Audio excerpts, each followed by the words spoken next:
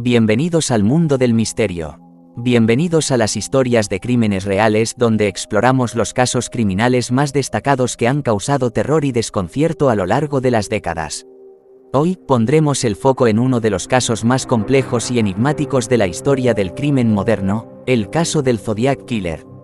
Este asesino no era un criminal común, era una personalidad compleja envuelta en acertijos psicológicos cuyas acciones destacaron por un estilo único de manipulación mental. Acompáñenos mientras exploramos los detalles precisos y los eventos impactantes que convirtieron este caso en un enigma que sigue desconcertando al mundo. En diciembre de 1968, en una fría noche de invierno, un pequeño pueblo de California se sumía en su acostumbrada tranquilidad. Esa noche, los jóvenes Betty Lou Jensen, de 16 años, y David Faraday, de 17, decidieron pasar un rato tranquilo juntos, alejados del bullicio de la ciudad. El lugar perfecto para ello era el camino, Herman Road, conocido entre los locales por su privacidad y calma, lo que atraía a las parejas jóvenes. El cielo estaba lleno de estrellas y el aire frío ofrecía una sensación reconfortante, haciendo que el momento pareciera ideal. Pero en la oscuridad que rodeaba el lugar, había ojos observando. Un extraño aguardaba pacientemente el momento adecuado para ejecutar su plan meticulosamente preparado. A la mañana siguiente, el pueblo se enfrentó a una impactante sorpresa. Un transeúnte notó un automóvil estacionado al costado del camino y decidió acercarse, movido por la curiosidad. Lo que encontró fue espeluznante. El cuerpo de David Faraday yacía junto al coche, mientras que el de Betty Lou Jensen estaba a unos metros de distancia, como si hubiera intentado huir antes de que la alcanzara la muerte. La escena era perturbadora y estaba cargada de misterio. El auto no había sido alterado y no había señales claras de robo. Era evidente que el dinero no había sido el motivo. Lo más desconcertante era que el lugar del crimen carecía por completo de pruebas físicas, sin huellas, sin pisadas y sin indicios de lucha. Este enigma dejó a la policía en un estado de desconcierto. ¿Fue un crimen al azar? ¿O los jóvenes habían sido seleccionados como objetivos? Sin pruebas concretas, encontrar respuestas a este acertijo resultaba complicado. Los habitantes, acostumbrados a la seguridad y tranquilidad, se encontraron de pronto enfrentando una nueva realidad. Las calles, antes llenas de vida, comenzaron a vaciarse por las noches, y las madres temían dejar salir a sus hijos después del anochecer. Este crimen marcó el inicio de una serie de eventos misteriosos que permanecerían en su memoria para siempre. 6 meses después del primer crimen, el 4 de julio de 1969, el pueblo se preparaba para celebrar el Día de la Independencia. Los fuegos artificiales iluminaban el cielo, y los sonidos de la música y las risas llenaban el aire. Pero mientras los habitantes disfrutaban del ambiente festivo, en un rincón oscuro y apartado se desarrollaba una historia completamente distinta. Darlene Ferrin, una joven alegre de 22 años, decidió pasar la noche con su amigo Michael Macho, de 19 años. Escogieron un lugar tranquilo conocido como Blue Rock Springs, un sitio popular entre las parejas que buscaban privacidad. Sentados en su coche, observaban los fuegos artificiales a lo lejos, completamente ajenos al peligro que se acercaba. De repente, un coche desconocido se detuvo detrás de ellos.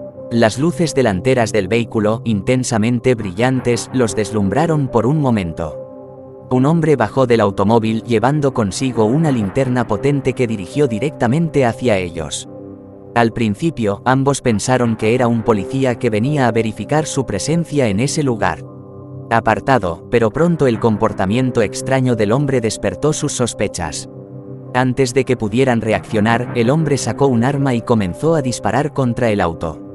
Michael resultó gravemente herido, aunque logró sobrevivir. Darlene, en cambio, sufrió heridas fatales y falleció antes de que llegara la ayuda.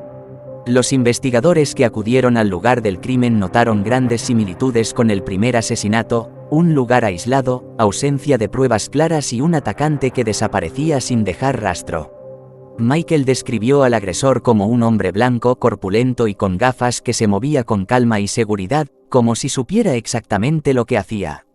A medida que se difundían las noticias del segundo asesinato, el miedo se apoderó aún más de los habitantes. Las preguntas comenzaban a surgir: ¿podría ser el mismo asesino el responsable de ambos crímenes? Y, de ser así, ¿cuál sería su próximo movimiento? Semanas después del segundo crimen que sacudió al pueblo, se produjeron nuevos desarrollos que añadieron más misterio al caso. 3 periódicos locales recibieron cartas escritas con una caligrafía irregular pero que contenían detalles precisos de los crímenes. El autor de las cartas, que las firmaba como Zodiac, parecía estar jugando con todos. Las cartas no eran simples confesiones, estaban acompañadas de códigos y símbolos crípticos. El asesino exigía que estos símbolos fueran publicados en la portada de cada periódico, amenazando con cometer más asesinatos si no se cumplían sus demandas. Estas misivas representaban un desafío tanto para la policía como para el público. ¿Cómo podía alguien cometer crímenes tan atroces y luego utilizarlos como herramienta de manipulación? La policía trabajó día y noche para descifrar los mensajes, pero la sorpresa vino de un lugar inesperado. Una pareja común, Donald y Helen Harden, logró descifrar el primer código. El mensaje que revelaron los símbolos era aterrador: disfruto matar personas. Me da una emoción indescriptible. Esta declaración no solo reflejaba la mente del asesino, sino que también apuntaba a una manipulación psicológica que pretendía imponer sobre todos. El mensaje estaba lleno de arrogancia, como si el asesino dijera: yo controlo el juego, y no podrán detenerme. Los psicólogos convocados para analizar las cartas señalaron que el asesino probablemente sufría de una obsesión por el control y el reconocimiento. Veía sus crímenes como una forma de reafirmar su poder y demostrar que estaba por encima de los demás. Para la policía, las cartas no eran solo pruebas, sino parte de un juego psicológico mucho más grande. Con la difusión de las noticias sobre las cartas, el público comenzó a sentir una mezcla de terror y curiosidad. Los mensajes contenían detalles precisos que no se habían hecho públicos, lo que convenció a la policía de que el autor era realmente el asesino. Sin embargo, había una creciente sensación de que el criminal intentaba manipular a todos. Con cada nueva carta dejaba una huella psicológica, no solo en las víctimas, sino en todos los que seguían el caso. Todos se preguntaban qué podría venir después. Las cartas enviadas por el asesino no eran solo una forma de confirmar sus crímenes, sino que parecían ventanas a su mente perturbada. Cada palabra y cada símbolo en esos mensajes tenían como objetivo transmitir un mensaje claro: estoy aquí, y controlo el juego. Para la policía, estas misivas no eran solo pruebas, sino un desafío psicológico que requería interpretación y análisis. Los psicólogos que estudiaron las cartas llegaron a conclusiones fascinantes. El asesino padecía una obsesión por el control y la superioridad, viendo sus crímenes como una manera de demostrar su dominio sobre los demás.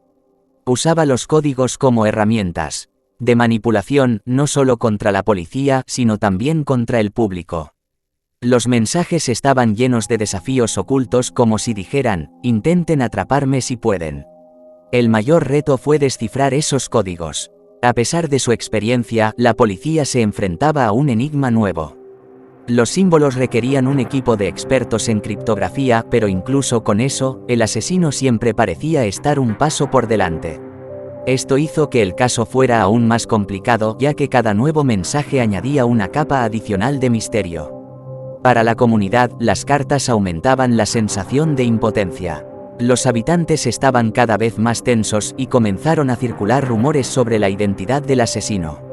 Algunos creían que era un genio encubierto, mientras que otros pensaban que llevaba una vida extremadamente normal, lo que hacía aún más difícil prever sus movimientos.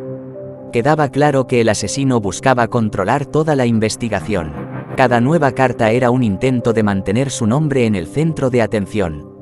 La policía trabajaba sin descanso, pero con cada paso parecía que el culpable siempre iba un paso adelante.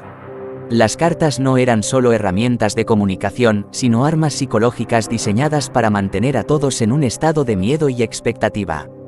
Con el tiempo, los investigadores se dieron cuenta de que capturar a este criminal no dependería únicamente de pruebas convencionales, sino de una comprensión más profunda de sus motivaciones psicológicas y su forma de pensar.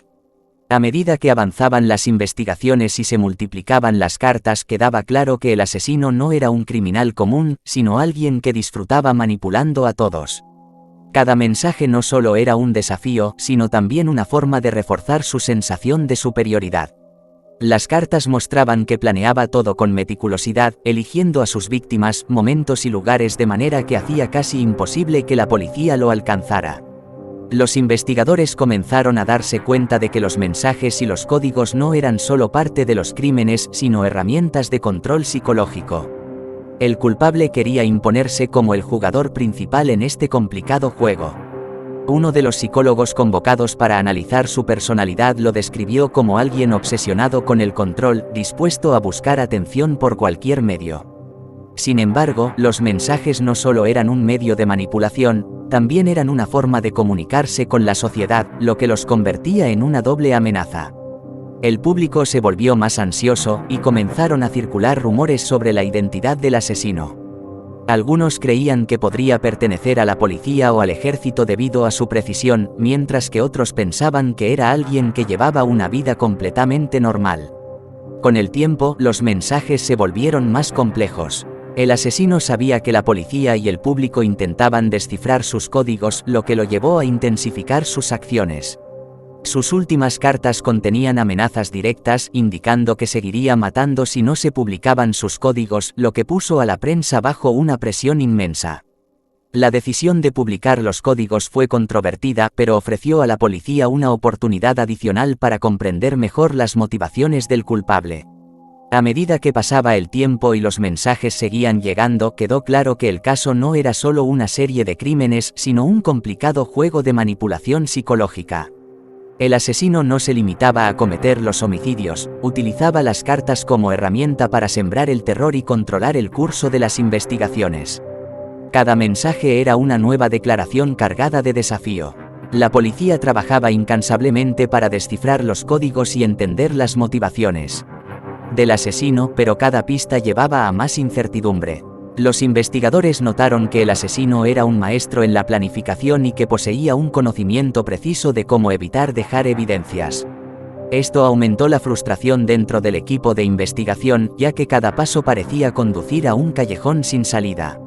El caso del Zodiac Killer no es solo una serie de crímenes, sino un desafío constante para las capacidades de la policía y de la sociedad. ¿Cómo enfrentarse a una mente tan compleja? ¿Qué lecciones se pueden aprender? Compartan sus opiniones con nosotros. Esto es solo el inicio de la historia del Zodiac Killer, el asesino que desafió a la policía y a la sociedad con sus mensajes enigmáticos y actos aterradores. Mientras analizamos el comienzo de los hechos y sus complejidades, continuaremos con ustedes en las próximas entregas con detalles más profundos e investigaciones más fascinantes sobre los crímenes y mensajes que sembraron el pánico en todos. ¿Qué opinan de este inicio? ¿Creen que algún día se podrán descubrir los secretos de este asesino?